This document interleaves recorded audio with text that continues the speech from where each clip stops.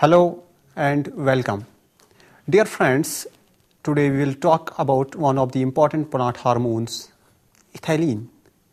Let us start from its history of discovery. Plant hormones, also called phytohormones, are physiological intercellular messengers that are needed to control the plant complete cell cycle, including germination, rooting, growth, flowering, fruit ripening, foliage, and death. In addition, plant hormones are secreted in response to environmental factors such as abundance of nutrients, drought conditions, light and temperature, chemical or physical stress. Hence, levels of hormones will change over the lifespan of a plant and are dependent upon season and environment. Plants make these growth regulators to regulate growth, development, and responses to stimuli. Each of these small organic molecules has pleiotropic effects. The balance between them shifts constantly. Changes in phytohormone levels result in gene activation shifts. Among these plant hormones, ethylene is one having prominent effects on the plant growth and development. Ethylene has been used in practice since the ancient Egyptians who would gas pigs in order to stimulate ripening. The ancient Chinese would burn incense in closed rooms to enhance the ripening of pears. It was in 1864 that the leaks of gas from street lights showed stunning and twisting growth of plants, besides abnormal thickening of stems and rapid fall of leaves of shade trees. During the late 19th and early 20th century, Dmitry Neljibo, working in a murky gas-lit laboratory in the Botanical Institute of Petrograd, Russia, identified ethylene as the illuminating gas from the street lights and showed that it causes a triple response on pea seedlings. Dmitry Neljibo noted that when pea seedlings were grown in dark, it was observed that instead of being erect and long, cylindrical, with a modest apical hook, the seedlings grew horizontally, were short and swollen, and had a much tight apical hook. In a series of experiments in which he analyzed the constituents of the illuminating gas, Neljibo in 1901 identified the culprit as the contaminated ethylene. This effect of ethylene on dark-grown seedlings became known as triple response. The first indication that ethylene is a natural product of plant tissues was reported by Cousins in 1910. Cousins reported that emanations from oranges stored in a chamber caused the premature ripening of bananas when these gases were passed through a chamber containing the fruit. In 1934, Gain and others identified ethylene chemically as a natural product of plant metabolism, and because of its effects on the plant, it was classified as a hormone. In 1935, Crooker proposed that ethylene was the plant hormone responsible for fruit ripening as well as inhibition of vegetative tissues. In 1950s, use of syringes to pump out ethylene from plant material and the advent of gas chromatography for identification and quantification made it possible to measure small amounts of ethylene and led to its recognition as a plant hormone and its physiological significance as a plant growth regulator. Now we will move to its biosynthesis. Ethylene can be produced by almost all parts of higher plants, although the rate of production depends on the type of tissue and the stage of development. In general, meristematic regions are the most active in ethylene biosynthesis. Despite its chemical simplicity, the biosynthesis probably represents the agonies and frustration of the plant scientists who were involved with its study.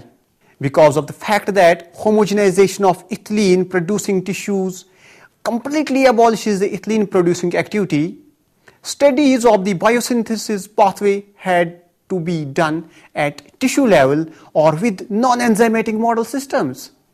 The first breakthrough came in 1960s with the discovery by Lieberman and Mapson that the amino acid methionine was rapidly converted to ethylene in a cell-free, non-enzymatic model system. In subsequent studies, Lieberman and co-workers confirmed that plant tissues such as apple fruit converted radioactive carbon, that's C14 methionine, to radioactive ethylene, and that the ethylene was derived from the third and fourth carbon atoms of methionine. While the methyl thio group was metabolized to non-volatile substance. For next 15 years, scientists were unsuccessful in determining the steps in the ethylene biosynthesis pathway from methionine. In 1977, Adams and Yang demonstrated that S-adenosyl methionine, that we call as SAM, was an intermediate in the conversion of methionine to ethylene in apple tissues. In 1979, an important advance in understanding the mechanism of ethylene biosynthesis was made by Adams and Yang at the University of California, Davis, when it was found that unusual amino acid-like compound 1-aminocyclopropane 1-carboxylic acid, that's commonly called as ACC, is involved as a close precursor of ethylene. Later on, in the same year, ACC synthase activity was detected in crude extracts of ethylene producing tissues by Borer and Yu and their co-workers. A notable feature of the ethylene biosynthesis pathway is that oxygen is required in the final conversion of ACC to ethylene. Since ethylene production requires oxygen, Berg proposed that ethylene biosynthesis involves a reaction requiring a high energy phosphate bond, probably in the formation of SAM. The observation by Merr and Yang that ethylene biosynthesis is inhibited by uncouplers of oxidative phosphorylation also supported the view that SAM is an intermediate. Indirect experimental evidences for this view was supported by Adams and Yang, who assumed that if SAM served as intermediate between methionine and ethylene, 5-methylthioadenosine, that is MTA, would be produced concomitantly with ethylene formation. Using methionine containing radioactive sulfur, they found that tissue plugs from climacteric apple fruits produced both radioactive MTP and 5-methylthioribose, but the tissue plugs from preclimacteric fruits did not. Further, the formation of MTA and MTR was strongly suppressed by amino-ethoxyvinyl glycine, which inhibits ethylene biosynthesis. Thus, MTA formation from methionine in apple tissue correlates with ethylene synthesis, implicating SAM as an intermediate. Definite proof of this hypothesis was obtained when ACC synthase activity utilizing SAM as a substrate was detected in tomato extracts. Adams and Yang also found that MTA containing radioactive sulfur supplied to apple tissues was efficiently converted to MTR and methionine, and that MTR was incorporated into methionine. This indicates that MTA is hydrolyzed to MTR, the sulfur atom of which is recycled to methionine. The methyl thio group of MTR is recycled into methionine without splitting between sulfur and methyl group. Based on these observations, Adams and Yang proposed a cyclic pathway of ethylene biosynthesis including methionine, SAM, MTR, MTA, and ACC. The physiological implications of the methionine cycle are significant. When a considerable amount of ethylene is produced, a co-product of ethylene from SAM is recycled to produce the ethylene precursor, methionine, and this allows a constant supply of methionine for ethylene biosynthesis even in tissues containing a small pool of methionine. The overall process of ethylene biosynthesis can be summed up as: number 1, methionine, a sulfur-containing amino acid, is converted to S-adenosyl methionine using ATP. The adenosine moiety of ATP is added to methionine with the release of PPI and inorganic phosphate in a reaction catalyzed by SAM synthase. Number 2, SAM is cleaved to give rise to 1-amino-cyclopropane 1-carboxylic acid, that's ACC, which is a non-protein amino acid, and methyl thioadenosine, that's MTA. This reaction is catalyzed by a key enzyme, that's ACC synthase. After this, number third, ACC is oxidatively decarboxylated by another key enzyme, that's ACC oxidase, to give rise to ethylene. Now, the methyl thioadenine is cleaved by a nucleosidase to give rise to adenine and methyl thioribose. Methyl thioribose, by complicated series of steps, regenerates methionine. The pathway just discussed for ethylene biosynthesis is well established in angiosperms that have been investigated, but there may still be other pathways. For instance, water ferns, Morchellia quadrifolia and Ragnilidium diphyllum and liverwort Relia helicophylla produce ethylene from some other precursor than ACC. ACC supplied to fern leaflets is not converted to ethylene, nor do the inhibitors of ethylene biosynthesis, for example, amino-ethoxyvinyl glycine or amino-isobutyric acid, inhibit ethylene production. Microbial organisms also produce ethylene by pathways different from the one in higher plants.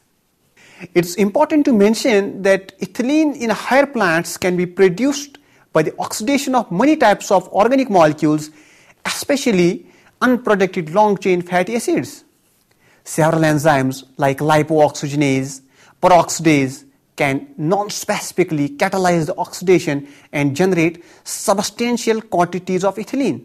However, in all cases of citrus-induced ethylene production in higher plants that have been studied, the pathway via SAM is utilized. Now, after discussing the biosynthesis of ethylene, we may go directly to the effects of ethylene in plant growth and development. First, we will discuss about the seed germination. In nature, the germination of most seeds occur in the semi-enclosed environments of the soil. Ethylene, which is emanated by seeds themselves, is a natural component of the soil atmosphere, and as a plant hormone has been concerned with the control of seed germination.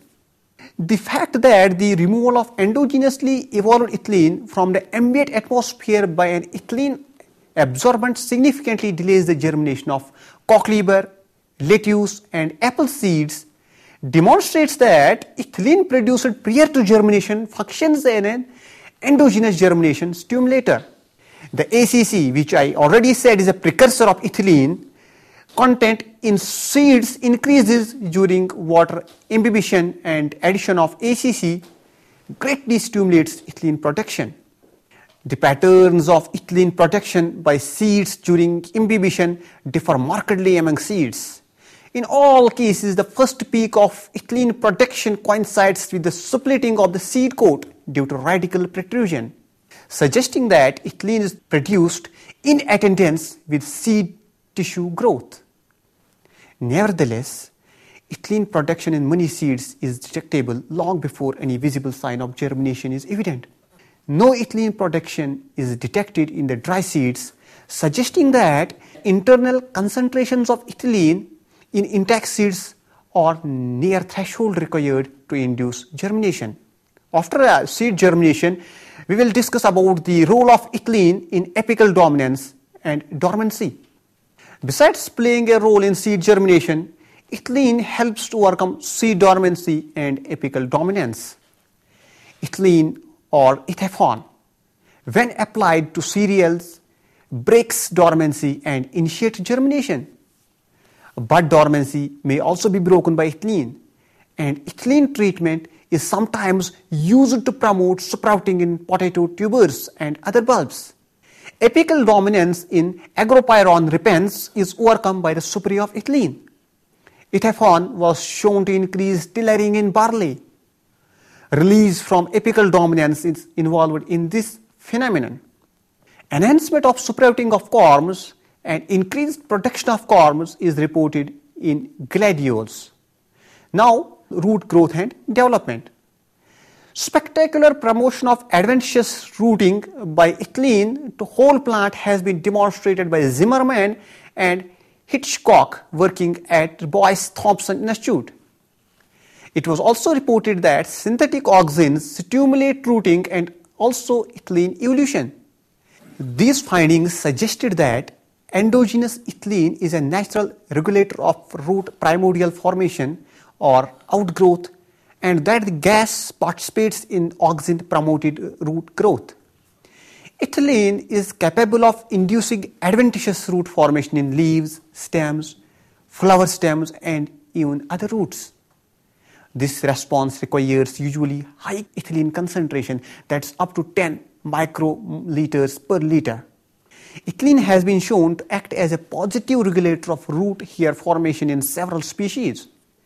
Experimental observations suggest that ethylene acts as a positive regulator in the differentiation of root hairs. Now, the role of ethylene in vegetative growth of a plant. A large number of observations on the effects of ethylene on vegetative growth has been reviewed by many scientists. The inhibitory effects of ethylene on vegetative shoot growth were extensively studied by Abels. Ethylene is shown to inhibit shoot elongation in most terrestrial dicotyledonous plants and with few exceptions in monocot plants. Ethylene causes swelling of the elongation region of shoots, roots, and leaf petioles by inhibiting longitudinal growth of the plant. Ethylene-induced closure of the hook region of monocots and dicot seedlings is also based on the ability of the ethylene to selectively inhibit cell growth on the inner part of the hook. In some plants, the inhibitory effect of ethylene on shoot growth has been attributed to the reduction in the auxin levels, possibly via ethylene-induced acceleration of auxin metabolism. Ethylene also inhibits indole acetic acid transport in plant systems while ethylene inhibits elongation. Now, leaf ontogeny and abscission. In most plants, ethylene is an effective inhibitor of leaf expansion with some exceptions. Concentration of applied ethylene as low as 0.25 nanoliters will reduce growth in all cell types in the dicotyledons, for example, Quercus pisum sativum and Fascioles vulgaris. That modification of endogenous ethylene production can also regulate leaf growth in vivo is indicated by the transient enhancement of expansion that follows a red light pulse. This enhancement is attributed to an associated phytochrome-mediated red light repression of ethylene production as in isolated pea seedlings. A promotion of leaf expansion has been observed in the presence of cobalt ions, since the later ion represses enzymatic conversion of 1-amino-cyclopropane 1-carboxylic acid to ethylene and thus results in greater leaf expansion. Now we will have a look on flower development and senescence. Senescence is a genetically programmed developmental process that affects all the tissues of the plant. Several lines of physiological evidence support role of ethylene and cytokinins in the control of leaf and flower senescence. The involvement of ethylene during flower senescence has been studied and its specific role has been elucidated comprehensively in various plant species such as Dianthus, Delphinium, Lathyrus, Consolida, and Ranunculus. In these plants, exposure of flowers to ethylene accelerates senescence and ethylene production of flowers increases during senescence. First, exogenous application of ethylene or ACC, that is the precursor of ethylene, accelerates leaf senescence, while treatment with exogenous cytokinins delays leaf senescence. Moreover, enhanced ethylene production is associated with chlorophyll loss and color fading, which are characteristic features of leaf and flower senescence. Inhibitors of ethylene synthesis, that's AVG and cobalt ions, and action of silver ions and carbon dioxide retard leaf senescence. In addition to leaf and flower senescence, ethylene appears to regulate the senescence of carpels. For example, in the flowers of garden pea, that's Pisum sativum, which normally self-pollinates, the carpels sense if pollination is prevented by removal of stamens. If the carpel is treated with inhibitors of ethylene action, such as silver thiosulfate, senescence of the carpel is delayed. Recently, it has been shown that senescence in pea carpel cells involves nuclear condensation and DNA fragmentation between the nucleosomes, which can be visualized as DNA ladders when sides separated by gel electrophoresis. This type of senescence, first characterized in animals, is called apoptosis. Now, effect of ethylene on fruit ontogeny and abscission. The influences of ethylene on the development of commercial fruit are obvious from a whole range of practices within the horticultural industry throughout the world. In fact, ethylene releasing chemicals are used to promote the early development of stone fruits as thinning agents, as an aid to harvesting olive fruits, or to stimulate the degreening of citric fruits. There is a pattern to the trends in ethylene production rates during fruit development. There are, of course, variations from species to species, which reflects that how fruit develop from different parts of a flower, and these parts themselves differ in rates of ethylene production. Ethylene is produced at a high rate during anthesis, that's when flower opens, and during early development when the oxygen content is high. A lower rate is maintained during growth phase. Typically, this is reported as less as 0.1 microliters per kg per hour, and it may be much less than this. As ripening approaches, the basal rate of ethylene production increases in those fruits classified as climateric. Mango and peach are the examples of these climateric fruits. In most climateric fruits, the rise in respiration rate accompanies or briefly trails the increase in ethylene production. In typical non-climateric fruits such as citrus or grapes, the low rate of ethylene production measured before ripening persists throughout fruit development. Now we are discussing pathogenesis and disease resistance in relation to ethylene. The enhanced formation of ethylene is an early biochemical event in many plant pathogen interactions. In virus-infected plants, citrus ethylene is produced by the plant because virus lacks the capacity to produce ethylene. In bacterial or fungal diseases, the situation is more complicated because some pathogens have a capacity to produce ethylene themselves. Nevertheless, most of the ethylene synthesized in bacterial or fungal diseases is generally also of plant origin. Generally, ethylene biosynthesis is induced in cases where a plant actively recognizes pathogen attack. Virus-induced ethylene production was first reported in 1951 for several host virus interactions causing local necrotic lesions and have been studied extensively in tobacco plants infected with tobacco mosaic virus, that is TMV. The tobacco plants which are resistant to tobacco mosaic virus infection show a surge of ethylene production about 48 hours after the mechanical infection with a virus suspension. An early report of ethylene production has been shown in the plants infected with bacteria. Erwinia cortivora, a pathogen that does not produce ethylene, and a cell-free culture fluid from this bacterium containing proteolytic enzymes caused marked ethylene production in cauliflower florets. Carrot discs infected with Agrobacterium tumefaciens or Agrobacterium rhizogenes produce high levels of ethylene. Enhanced ethylene production appears to be secondary result of oxygen synthesis in the plant tissues.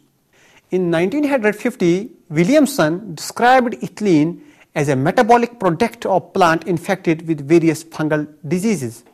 Only one of the pathogens he investigated, that is Penicillium digitatum, produced ethylene in pure culture.